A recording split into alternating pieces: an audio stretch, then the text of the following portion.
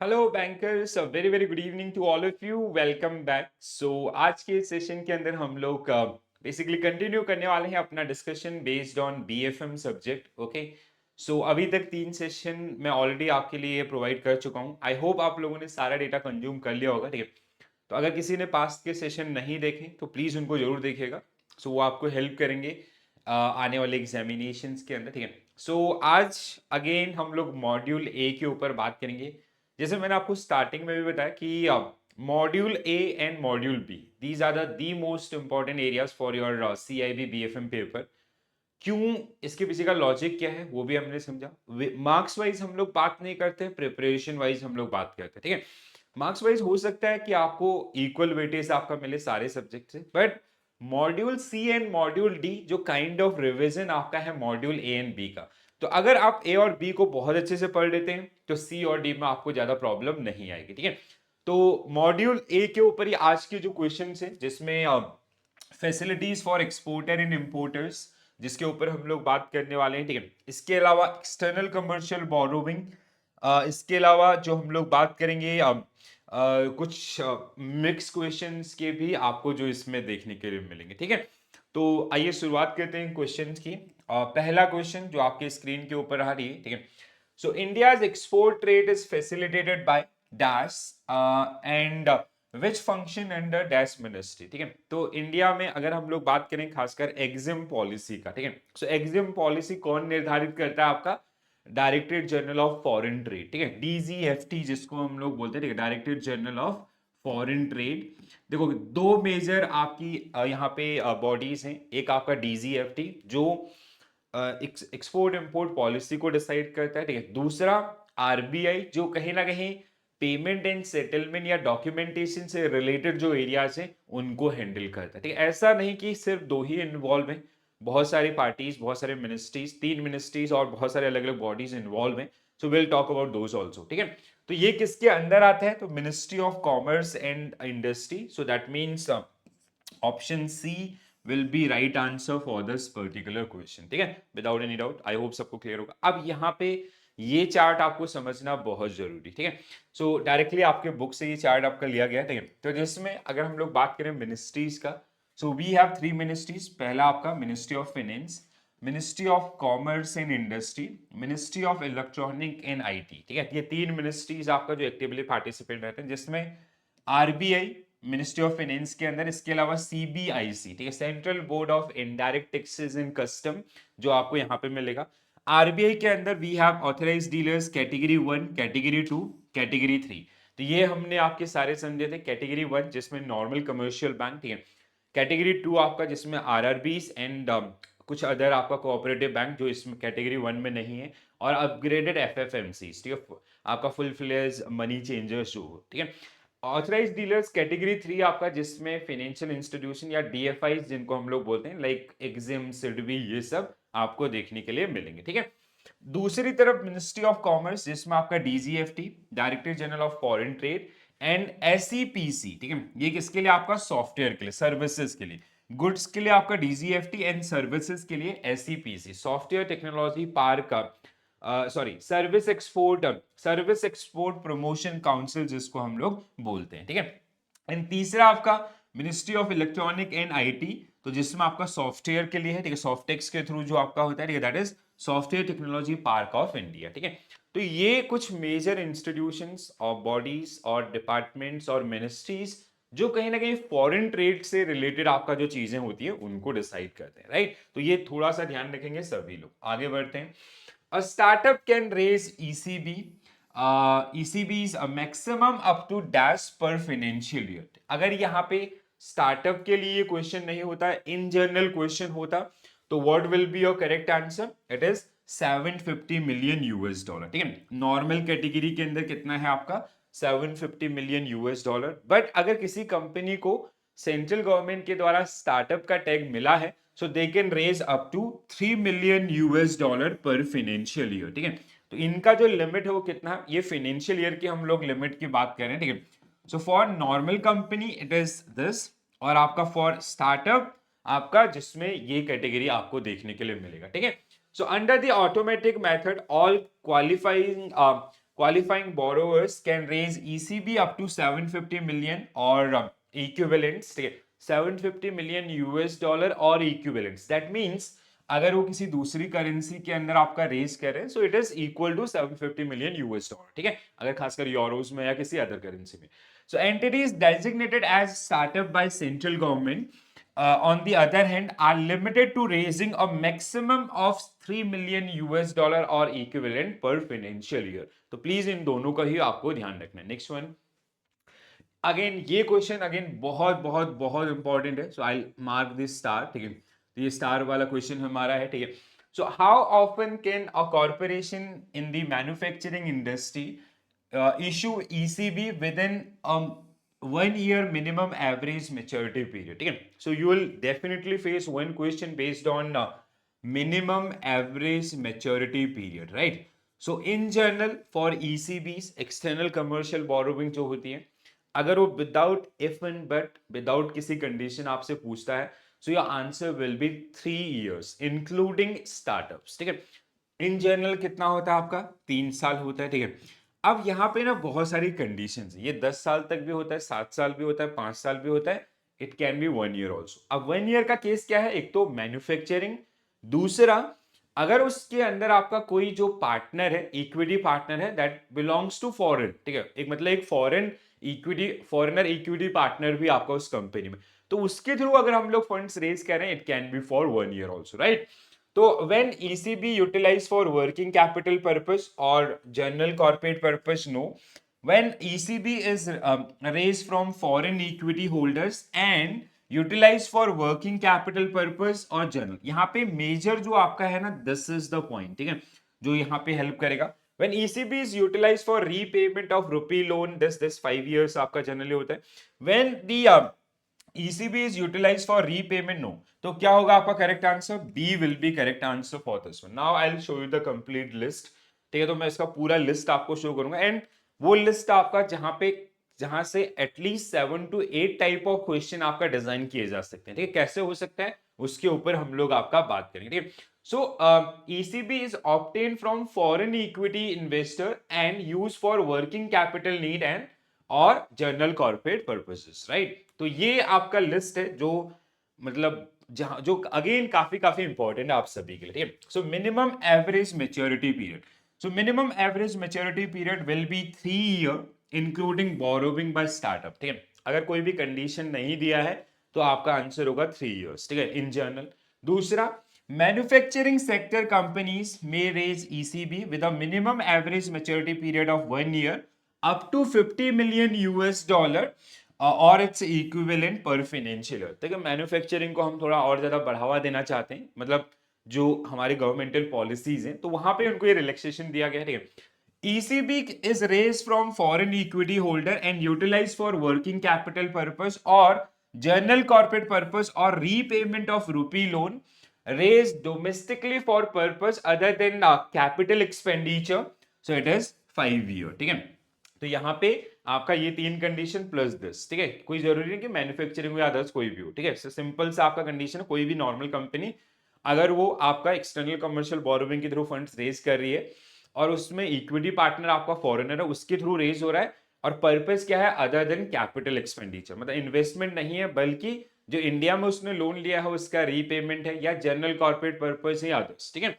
ECB, if the ECB is utilized for working capital purpose or general corporate purpose, minimum average maturity period will be 10 year, ठीक है. अगर वो आपका manufacturing वाला नहीं है या फॉरेन इक्विटी होल्डर नहीं है, in that case it is 10 year, ठीक है. अगला आपका ECB is utilized for repayment of rupee loan availed domestically for capital expenditure and non-capital. Capital expenditure it is 5 year, 7 year and non-capital expenditure it is 10 year, ठीक है, मतलब general corporate purposes या repayment of rupee loan, ठीक है. For startup minimum average maturity period will be 3 years, जैसे यहाँ पे भी आपका था, ठीक है. तो ये कुछ एरियाज आपके हैं जो बिल्कुल आप जितनी बार इसको रिवाइज कर सकते हैं करिए, ठीक है.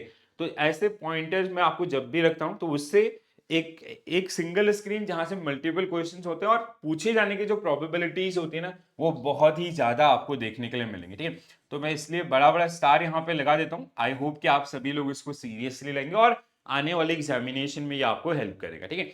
चलो, under the export bill rediscounting plan EBR, pre shipment credit में be last for a maximum of, तो आपका ये जो क्वेश्चन है किससे रिलेटेड है, facilities for exporter and importers, ठीक है। अब इसमें दो तरीके के फाइनेंस सर्विसेज आपके हैं इंडिया में। पहला आपका एक प्री शिपमेंट, आपके जिसको हम लोग पैकेजिंग क्रेडिट भी बोलते हैं। दूसरा पोस्ट शिपमेंट, ठीक है। पोस्ट शिपमेंट आपका जहां पे बेसिकली बिल डिस्काउंटिंग आपका हो रहा है, जो रिसीवेबल्स हैं उनके ऊपर, ठीक है। Back by in most of cases it is LC, ठीक है। अब यहाँ पे क्या है, जैसे अगर कोई कंपनी आपका अगर वो ले रही है लोन प्री शिपमेंट के लिए, या मतलब शिपमेंट से पहले आपका लोन ले रही है फॉर जैसे रॉ मटेरियल के लिए, लेबर का पेमेंट के लिए, अदर्स पैकेजिंग के लिए, कुछ भी ऐसा, तो इसमें जो लोन का ड्यूरेशन है वो मैक्सिमम कितना हो सकता है, so answer will be 90 days, ठीक है। तो ये 90 डेज आपका on the like on the date of your shipment date, जो भी बिल के ऊपर आपका शिपमेंट डेट है वहां से 90 दिनों के भीतर के लिए ही ये लोन आपका सिर्फ और सिर्फ मिल सकता है, ठीक है। तो कहीं ना कहीं जो रिस्क एरियाज है उनको ध्यान में रखते हुए ये चीज आपका की गई। So under the EBR program, pre shipment credit में last up to 90 days. This indicate that the exporter may only borrow money from bank up to 90 days before the shipment of the product. A large number of exporters need this length of time to find raw material, manufacturing goods, prepare product for transportation. The length of maximum pre-shipment credit period permitted by EBR system is 90 days.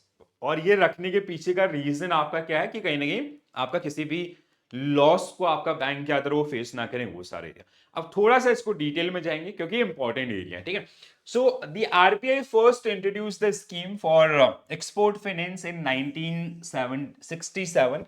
The scheme is intended to make short-term working capital requirements or finance available to exporter at a internationally a comparable interest rate, और we can say एक जो भी lower rate of interest है उनके ऊपर, and उनकी जो working capital requirements है वो इससे मीट हो जाए, ठीक है। और वर्किंग कैपिटल में भी आपका short term, ultra short term आप बोल सकते हैं, it is just for 90 days, ठीक है। Export credit is available for available both in rupee as well as in foreign currency. तो दो तरीके से आपका, पहला प्री शिपमेंट और दूसरा आपका पोस्ट शिपमेंट, दो कैटेगरीज के अंदर, ठीक है। तो प्री शिपमेंट आपका जिसमें आप, जिसको हम लोग पैकेजिंग लोन आपका बोलते हैं, ठीक है, पैकेजिंग क्रेडिट के नाम से भी, और ये जहां पे हम लोग जो रिसीवेबल्स हैं उनके बेसिस पे आपका लोन दिया जा रहा है, ठीक है। So export finance, RBI has also permitted bank to allow both packaging credit as well as post shipment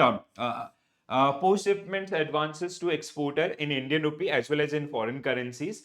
In case of pre shipment, we have two options. One is packaging credit loan or export packing credit. दूसरा advance against government receivables और duty drawbacks जिनको हम लोग बोलते हैं, ठीक है, जो बेसिकली टैक्सेस इन ड्यूटीज आपका पे होती हैं उनके ड्रॉबैक के जो बेनिफिट्स हैं, ठीक है, उनके लिए आपका ये स्कीम हो सकती है। पोस्ट शिपमेंट की अगर हम लोग बात करें, so packaging credit limit, sorry pre shipment और export packing credit is essentially working capital advance allow for a specific purpose of procuring, processing, manufacturing of goods mean for export, ठीक है। It could cover all costs prior to the shipment of finished good, packaging, local transportation और labour charges. तो ये basic आपका जो requirements रहेगा इस particular loan का, ठीक है। पोस्ट शिपमेंट की अगर हम लोग बात करें, सो post shipment finance is essentially an advance against receivables, ठीक है। तो जो भी आपका बिल्स रिसीवेबल्स है उनके अगेंस्ट में आपका रिस्पॉन्स, लेट्स से जो आपका बायर है उसने आपका एलसी के अंदर कमिटमेंट किया कि he is going to make payment after 90 days of the shipment. अब 90 डेज में कैसे आपका जो उसकी वर्किंग कैपिटल है या अदर ट्रेड के लिए भी हमें रेडी रहना है, तो वहां पे बेसिकली बैंक क्या करते हैं, उन बिल्स को आपका डिस्काउंट करते हैं, ठीक है। सो ट्रेड्स के नाम से एक आपका आरबीआई का पोर्टल भी है, I hope everybody is aware about that. So post shipment finance involve handling of export document, ठीक है, sending the document to the foreign bank and collecting the funds thereof, ठीक है? तो that means the ledger account is generally maintained by the bank, ठीक है? या जो भी इंस्टीट्यूशन आपका ये फैसिलिटी प्रोवाइड कर रहा है एज अ फैक्टरिंग और फोरफिटिंग। आई होप ये सुने होंगे। फैक्टरिंग आपका जिसमें ओपन अकाउंट बेसिस पर आपका अराउंड 80 to 85% का बिल्स आपका डिस्काउंट होते हैं, and forfaiting is kind of one time transaction जिसमें आपका जो भी अमाउंट है एक बार में आपका एक्सपोर्टर सेल कर दे रहा है किसको, बैंक को, then bank will handle rest things, ठीक है? वो आपका डॉक्यूमेंट से अदर्स जो भी सारी चीजें हो रही है, ठीक है? सेम आपका फोरफिटिंग में भी हो रहा है, फैक्टरिंग में भी हो रहा है, बट फैक्टरिंग में आपका क्या होता है, ओपन अकाउंट, जैसे वो एक्सपोर्टर जितने भी ऐसे एक्सपोर्ट कर रहा है उन सभी एक्सपोर्ट्स को हैंडल किया जा रहा है सेम फैक्टर के द्वारा। That factor is equal to your bank और any other financial institution, right? So post shipment finance can be in various type, जैसे advance against bill sent on collection, advance against export on consignment basis, advances against undrawn balances, advances against duty drawback. But condition क्या है कि आपका pre shipment उसमें आपका वो चीज नहीं होनी चाहिए, ठीक है? अगर किसी ने प्री शिपमेंट आपका लोन लिया है तो वहां पे या तो वो आपका एनओसी बेस पे हो या उस पे जो अदर चीजें हैं, मतलब उसका क्लोजर होना जरूरी होता है, ठीक है? चलो next one guys, each of the following is a difference between factoring and forfeiting except एक को छोड़ के, ठीक है? आप देखो फैक्टरिंग एंड फोरफिटिंग अगेन बहुत इंपॉर्टेंट एरिया है आपका, ठीक है? आई होप ये सबको क्लियर भी होगा क्योंकि जेआईबी के दौरान आपने इसको जरूर पढ़ा होगा एएफएम के अंदर या फिर आपका इंडियन इकोनॉमी के अंदर, ठीक है? So factoring is a short term transaction, okay, whereas forfeiting sorry whereas forfeiting is a medium to long term transaction। हमें क्या ढूंढना है आपका, each of the following is a difference, okay, ठीक है? एक मतलब इनकरेक्ट स्टेटमेंट है आपका about factoring and forfeiting. Factoring can be done with और विदाउट रिकोर्स, ठीक है? फैक्टरिंग में आपका क्या होता है, इट कैन बी विद और विदाउट रिकोर्स बिकॉज यहाँ पे 100% आपका बिल डिस्काउंट नहीं हो रहे, but in case of forfeiting it is always, मतलब इसको हम लोग क्या बोलते हैं आपका, without recourse only because it is backed by LC in all the cases. और एक साथ में आपका मतलब recourse is kind of guarantee आपका, जैसे फैक्टरिंग के केस में जनरली कंपनीज या जो एक्सपोर्टर है या बैंक जो है फैक्टरर जो है वो 80 to 85% बिल ही आपका डिस्काउंट कर रहा होता है। यहाँ पे अगर हम लोग बात करें फोरफिटिंग के केस में वो 100% बिल को आपका डिस्काउंट करके बेच के निकल जा रहा है, ठीक है? सारे का सारा रिस्क आपका किसके ऊपर होगा, जो भी फाइनेंशियल इंस्टीट्यूशन है, ठीक है? और उसके बाद के जो अकाउंट्स हैं या जो सेल्स का जो लेजर है that is handled by the bank और फाइनेंशियल इंस्टीट्यूशन ओनली, ठीक है? सो आपका यूजुअली डन विदाउट रिकोर्स आपका, ठीक है? तो इस तरीके से इट कैन बी विद और without. Factoring is only applicable to foreign transactions but forfeiting is applicable to both domestic and international transactions, ठीक है? ये ना गलत है वैसे, ठीक है? तो फैक्टरिंग फोरफिटिंग आपका होना चाहिए, फोरफिटिंग एंड फैक्टरिंग का रिप्लेसमेंट आपको यहां पे करना पड़ेगा इन दोनों के केसेस में। Factoring is appropriate for ongoing open account, ठीक है? तो फैक्टरिंग क्या होता है आपका, ऑनगोइंग ओपन अकाउंट बेसिस पे होता है, ये भी हमने डिस्कस किया था, that are not backed by LC और एक्सेप्टेड बाय बिल्स और एक्सचेंज, बिल ऑफ एक्सचेंज, ठीक है? तो विद और विदाउट रिकोर्स हो सकता है, ठीक है?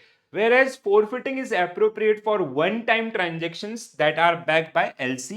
So यहाँ पे कोई गारंटी की requirement, so it is that's why it is without recourse, ठीक है? तो ये आपके जो features, again this is also correct, so C should be right answer for this particular one, right? तो सी आपका जो गलत होगा। अब देखो ये स्टेटमेंट ना अगेन, जैसे अगर आप में से किसी ने मैकमिलन का बुक भी पढ़ा होगा तो वहां पे भी एज इट इज स्टेटमेंट, क्यों हमेशा मैं मैकमिलन के बुक के स्टेटमेंट्स की बात करता हूँ, क्योंकि जब भी वो स्टेटमेंट वाइज क्वेश्चन पूछता है ना 90% time they'll pick statement from your book only, ठीक है? तो अगर आप इन स्टेटमेंट से थोड़ा बहुत भी फेमिलियर होंगे, आपने एक दो बार उनको गो थ्रू किया होगा, एग्जामिनेशन के अंदर वो चीज आपको हेल्प करेंगी इजीली रिकॉल करने में, राइट? चलो, so factoring is a short term transaction whereas forfeiting is a medium to long term. Factoring can be done with or without recourse and forfeiting is without recourse. Factoring is applicable for both foreign and domestic transactions and forfeiting is applicable for international transaction। जो हमारा गलत statement था उसमें उल्टा लिखा हुआ था, ठीक है? So factoring is appropriate for ongoing open account ongoing open account means जैसे एक एक्सपोर्टर है आपका मिस्टर एक्स या कंपनी एक्स वाई जी, तो उस XYZ के जितने भी एक्सपोर्ट्स हो रहे हैं ना वो सेम आपका जो फैक्टर है या जो बैंक है वही हैंडल कर रहा है। तो जैसे उसने 80% डिस्काउंट किया, 20% रखा, अगला ट्रांजेक्शन हुआ, तो इस तरीके से वो ओपन अकाउंट बेसिस पे उनके आपका इन आउट जो मैनेज होते रहेंगे। But in case of forfeiting, आपका forfeiting is one time transaction. XYZ आपके साथ आया, उसने बोला ये बिल है which is back by LC। अब आप क्या करो, मुझे 10 मिलियन की जगह 9 मिलियन दे दो, 3 महीने बाद आपको आपका 10 मिलियन मिल जाएगा, ठीक है। 1 मिलियन का डिस्काउंट वहां पे हुआ, जो भी नेगोशिएशन उनके बीच में था, तो वो चीज आपका। अब उसके बाद जैसे मतलब इन बोथ द केसेस, दोनों केसेस में जो अकाउंट हैंडलिंग है आपका, जो पूरा लेजर है वो किसके द्वारा हैंडल किया जा रहा है, फैक्टर या फिर आपका जो भी फाइनेंशियल इंस्टीट्यूट आपका इन्वॉल्व है, ठीक है। बट यहाँ पे फोरफिटिंग में वो 100% डिस्काउंट कर ले रहा है, उसके बाद जो एक्सपोर्टर है उसका कोई रोल नहीं है, ठीक है। But in case of factoring आपका वो 80 to 85% आपका, फिर एक ट्रेड है, दूसरा ट्रेड है, तीसरा, ऐसे मल्टीपल ट्रेड में आपका डील हो रहा है, ठीक है। Factoring necessities of continuing arrangement between the factor and customer, ठीक है। सो ये फैक्टर आपका बैंक और कस्टमर इज एक्सपोर्टर, ठीक है, in which all sales are routed by the factor, ठीक है। जैसे यहाँ पे क्लियरली मेंशन है, उसी के थ्रू आपका वो रूट कर रहा है सारे सेल्स को। But forfeiting does not necessities the seller routing other business through the forfeiter, ठीक है। so deals are closed transaction by transactions. I hope this is clear. दोनों के बीच का जो डिफरेंस है वो आपका सबको क्लियर हुआ होगा। Let's move to the next question guys. To pay for a one time transaction that is backed by LC, an exporter is seeking a funding option. The supplier does not want to have to do all of their business through the financing company and want to mitigate the risk of default. Which of the following financial possibilities fit this exporter? बताओ। आप देखो ये जो आपने factoring फोरफिटिंग पढ़ा वो उसी का एप्लीकेशन बेस पे वो आपको एक XYZ नाम दे के और ऐसा ऐसा सॉल्यूशन ढूंढ रहा है, तो आप बताओ कौन सा सही होगा। सो क्या होगा इसमें, फोरफिटिंग होगा। देखो यहाँ पे अब ये सॉल्व कैसे होगा, यहाँ वन टाइम ट्रांजेक्शन, ठीक है, वो आपका ओपन अकाउंट पे नहीं बल्कि वन टाइम। पहला जो हमारे पास हिंट था यहाँ पे था। दूसरा आपका supplier does not want to have to do all their business through that particular financer, ये आपका दूसरा हिंट था, ठीक है। तो what will be your correct answer, forfeiting will be right answer for this one. I hope you guys are getting idea behind these two question, कि पहले question में कैसे आपका हो सकता था, दूसरे क्वेश्चन में उसी को अगर आपका एप्लीकेशन बेस पे लाया जा रहा है तो किस तरीके से आपको एग्जामिनेशन के अंदर टेस्ट किया जा सकता है। Understood guys. अगर कोई भी डाउट है, ठीक है, तो आप लोग अब कमेंट्स के अंदर भी लिख के बता सकते हैं, ठीक है। और टेलीग्राम ग्रुप का लिंक आपको डिस्क्रिप्शन में दिया गया, आप उसको ज्वाइन कर लीजिए, वहां से भी आप मेरे साथ कनेक्ट कर सकते हैं। So a sort of finance called forfeiting is made specially for one time transaction that are backed by LCs. Forfeiting usually means no recourse, which implies that the instant of an importer default, the exporter is not held accountable for any payments because उसका सब कुछ हो चुका है, ठीक है।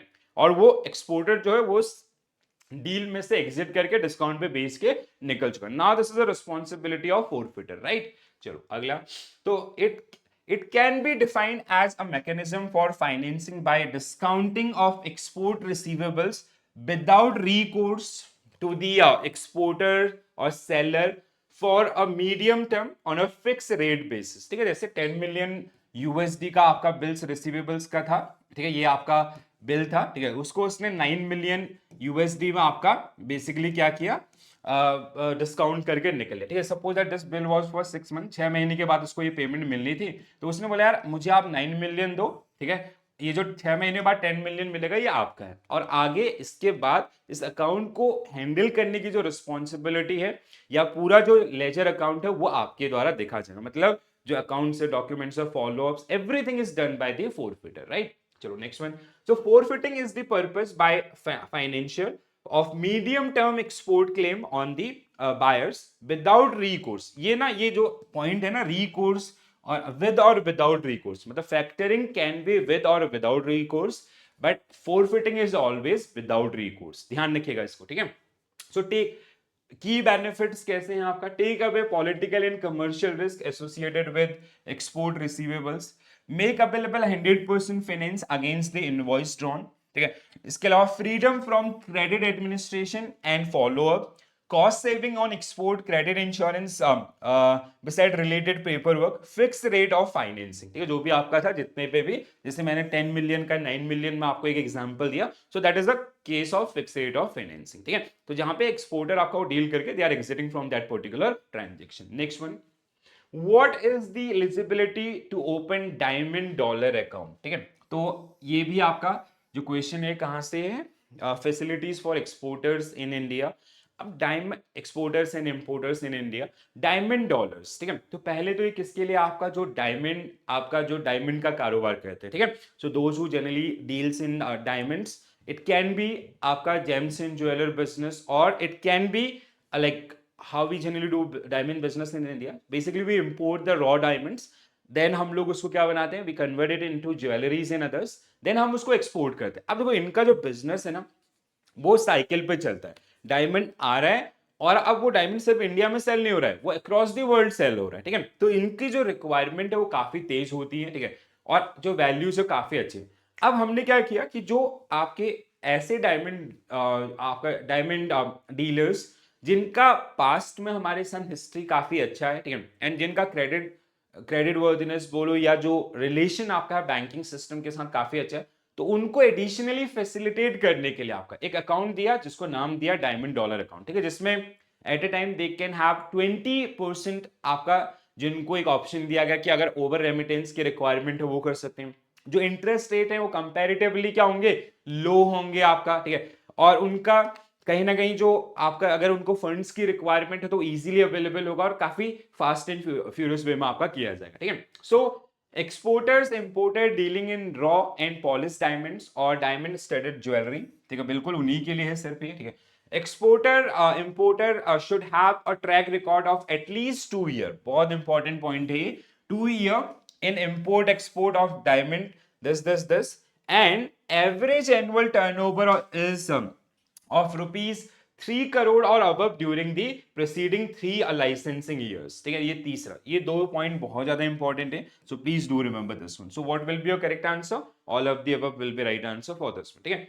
So at least 2 year of experience and 3 crore turnover is 3 crore in preceding 3 years, right? So that is the one. Next one, which of the following is so this was actually मैंने club कर दिया था आपका diamond dollar और others का, ठीक है। 1 point I pick ना दैट इज लो 20% वाला, वो किस में रहता है आपका, गोल्ड कार्ड स्कीम में, that was for exporter only, exporters के लिए है, बट डायमंड डॉलर अकाउंट के अंदर नहीं, बल्कि जो गोल्ड कार्ड स्कीम है उसके अंदर आपका, ठीक है। और गोल्ड कार्ड स्कीम आज के डेट में सारे बैंक के द्वारा दी जाती है, जैसे आपका बैंक में रहता है। हर एक बैंक के खुद के अलग अलग फीचर्स भी हैं उसको और ज्यादा अट्रैक्टिव बनाने के लिए, जैसे एटीएम फैसिलिटी देते हैं या कैश फैसिलिटी देते हैं या अदर्स बहुत सारे बेनिफिट्स उसमें देखने के लिए मिलेंगे, ठीक है। तो गोल्ड कार्ड स्कीम, अब ये आपका अगेन ये स्कीम भी किसके लिए, एक्सपोर्टर के लिए, और ऐसे सिर्फ और सिर्फ ऐसे एक्सपोर्टर के लिए जिनका क्रेडिट वर्दिनेस काफी हाई है और जिनका रिलेशन आपका काफी अच्छा रहा है बैंकिंग सिस्टम के अंदर, थे जो कभी भी आरबीआई के क्वेश्चन लिस्ट में नहीं आए हैं, ना ही ईसीजीसी ने उनके ऊपर कोई भी रिस्ट्रिक्शंस आपका लगाए हैं, ठीक है।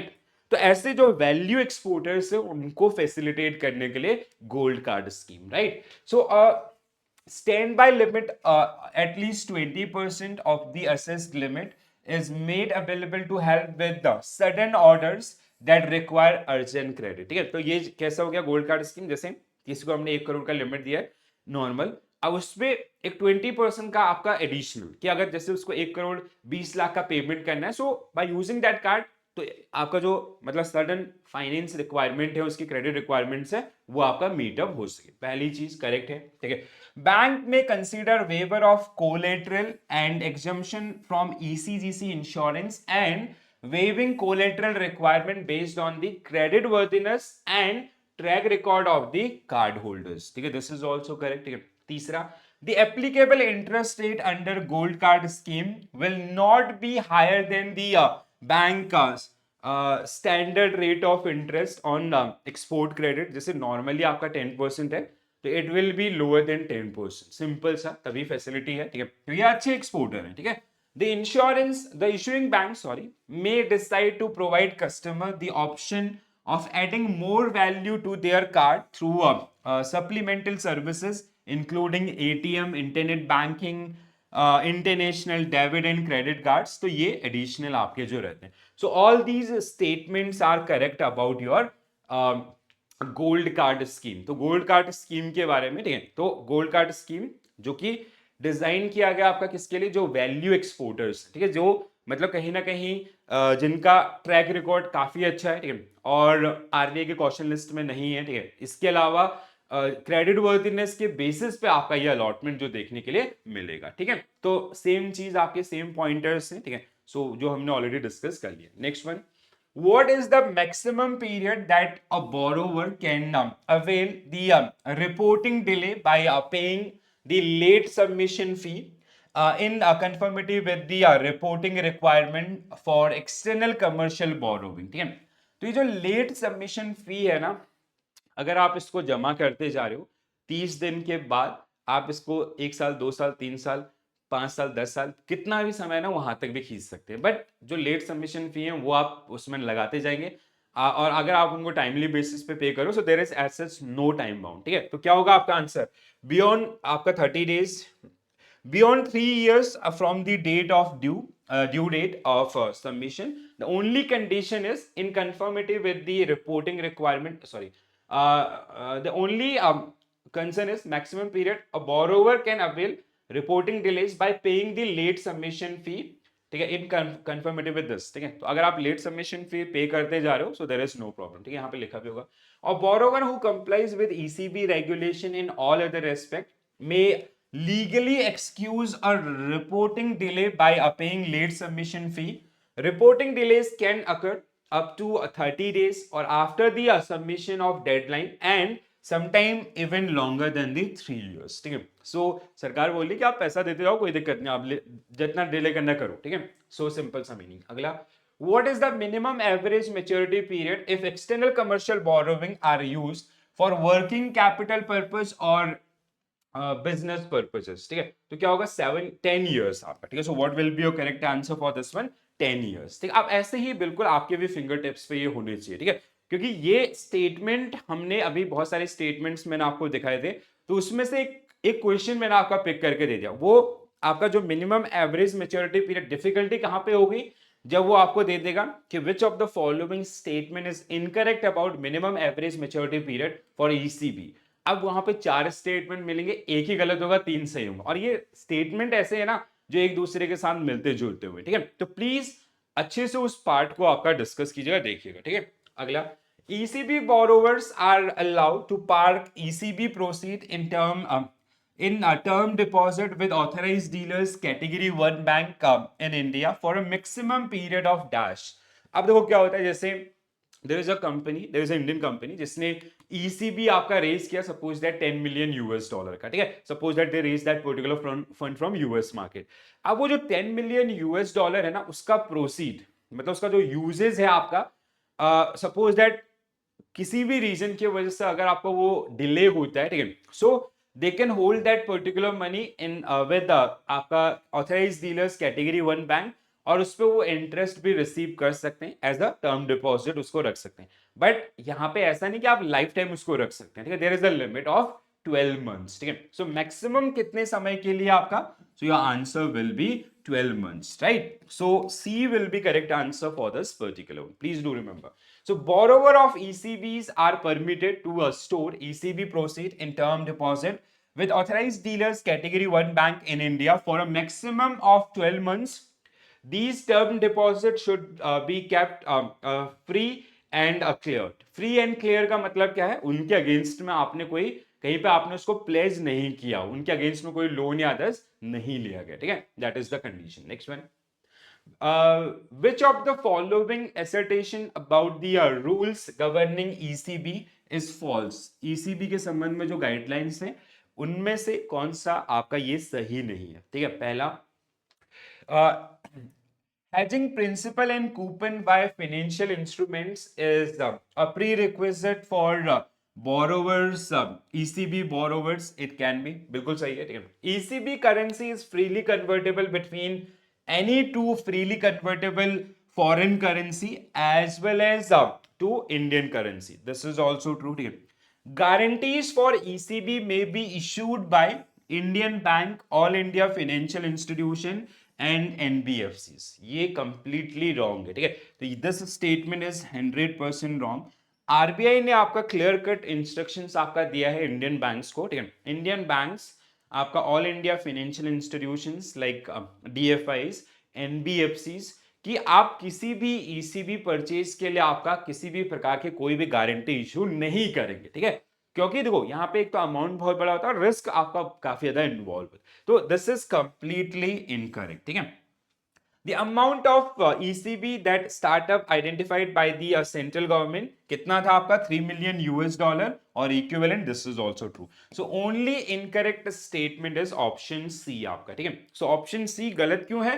क्योंकि जो ECB आपका परचेज है, जैसे अगर कोई कंपनी है वो ECB रेज करिए तो आप ठीक है आप रेज करने में उसकी मदद कर सकते हैं as a authorised dealer bank, but you cannot stand any kind of guarantee against that particular one, right? तो ये बिल्कुल अच्छे से आपको ध्यान रख लेना. ठीक है. So ECB stated expressly prohibited Indian bank all this from issuing any kind of guarantee in connection with the ECB borrowing. Next one. Which of the following information of remitter residing abroad is required for KYC purpose if he is investing in India? ठीक है. तो यहाँ पे हमारे पास क्या आता है? SWIFT KYC. ठीक है. I hope everybody is aware about this SWIFT KYC. SWIFT KYC में क्या है आपके? There are 6 point. ठीक है. 6.6 स्विफ्ट केवाईसी भी इसको बोलते हैं. ठीक है. सो एड्रेस ऑफ रेमिटर, ठीक है, बिल्कुल रिक्वायर्ड होगा. Period of banking relationship with the remitter with his bank. ठीक है.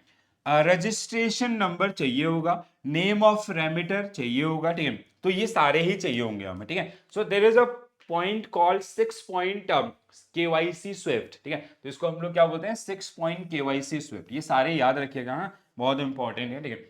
Of the remitter investor is required as per RBI format for foreign direct investment in India. So KYC form in respect of this क्या क्या होता है? Resident के case में registered name of the remitter or investor, registration number, then we have registered address, name of the remitter, remitter's bank account and period of banking relationship with the remitter. तो ये कुछ detail आपका जो कहीं ना कहीं due diligence के दौरान आपका क्लियर होनी चाहिए. ठीक है. So that is the point. Okay. So this is it guys. तो दोस्तों आज के लिए हम लोग आपका इतना ही करेंगे. ठीक है. सो अगेन कुछ सेट ऑफ क्वेश्चन जहां पे हमने आपका facilities related to export import and आपका ईसीबी से रिलेटेड जो गाइडलाइंस हैं उन सब के ऊपर आपका डिस्कशन किया. एक और सेशन में आपका यहाँ पे करूंगा. ठीक है. जिसमें हम लोग कहीं ना कहीं जो आपका रोल ऑफ एग्जाम या ईसीजीसी आपकी जो पॉलिसीज हैं वो काफी ज्यादा पूछे जाते हैं आपको. Standard policy, there was a question based on standard policy in November December 2023 BFM paper. ठीक है. So I will come up with a set of question. एक और क्वेश्चन का सेट आपको मैं करा दूंगा जिसमें हम लोग उन एरियाज के ऊपर आपका डिस्कशन करेंगे. And like we'll have around 7 to 10 session based on all the 4 module. ठीक है. मॉड्यूल A and B जिसमें मैक्सिमम हम लोग रखेंगे. Then I'll come up with your Macmillan book questions and then we'll have marathon session, regular marathon session. ठीक है. जहां पे हम लोग कहीं ना कहीं आपका जो ABCD इनके case studies and application based areas हैं उन सबको आपका डिस्कस करेंगे. ऑलराइट. सो आई होप सभी लोग आपका सेशन को एंजॉय कर रहे होंगे. कैसा लगा सेशन जरूर बताइएगा कमेंट्स के अंदर. अगर पसंद आए तो लाइक जरूर करें और अपने दोस्तों के साथ शेयर जरूर करें, खासकर जो लोग जुलाई 2024 एग्जामिनेशन की तैयारी करें और नवंबर दिसंबर के लिए प्लान करें. ठीक है. सो इसके अलावा और अगर आपको कोई भी ऐसे टॉपिक जिसमें प्रॉब्लम्स हो रही है तो वो भी आप मेरे साथ शेयर कर सकते हैं. मैं उनके ऊपर आपके लिए वीडियोस बना दूंगा तो जिससे थोड़ा सा आपको उनको समझना आसान हो जाएगा. ठीक है. So this is it from my side guys. Thank you for watching this session. Bye bye. Take care all. Have a nice day. Thank you.